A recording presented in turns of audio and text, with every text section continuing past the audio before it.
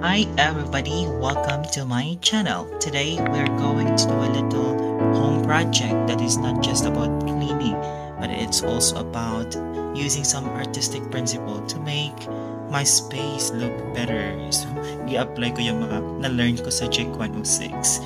And yeah, here we go. We'll focus on my shoe rack. It's not just my shoe rack kasi yung iba dyan is na hindi ko yan mga sapatos. But I'll be arranging that one naman. So I'll show you how cleaning and organizing can make art beautiful. So let's begin. So first, unity and harmony are important. When I look this shoe rack, so parang ang daming hindi balance.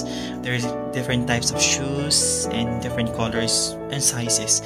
So what I did is just to arrange it. So yung mga darker color is dito sa baba, then yung mga light colors is dito naman sa shoe rack mismo.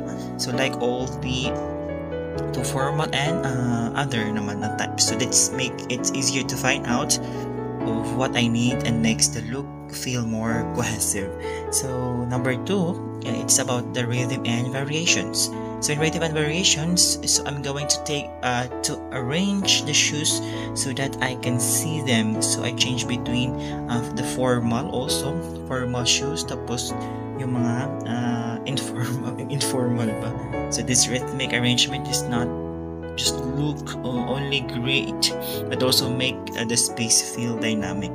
And then for third, let's talk about balance and proportion. So I'm not using symmetrical balance here pa kasi hindi naman dalawa yung shoe rack ko. So what I did is asymmetrical balance.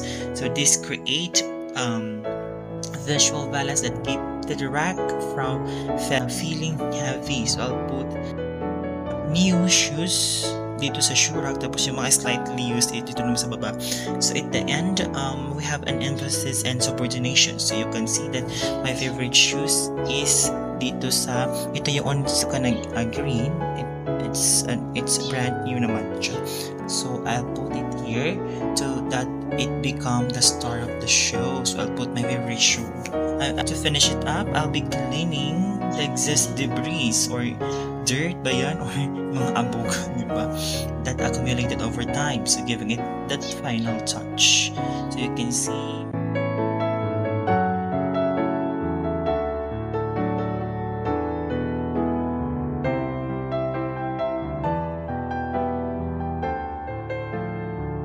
ako na lang gihinluan tanan.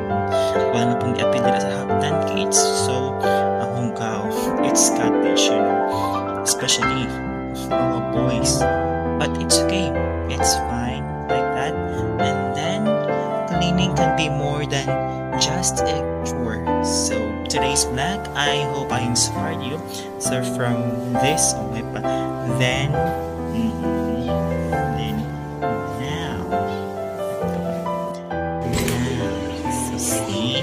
it is all arranged. Okay, so thank you so much for watching.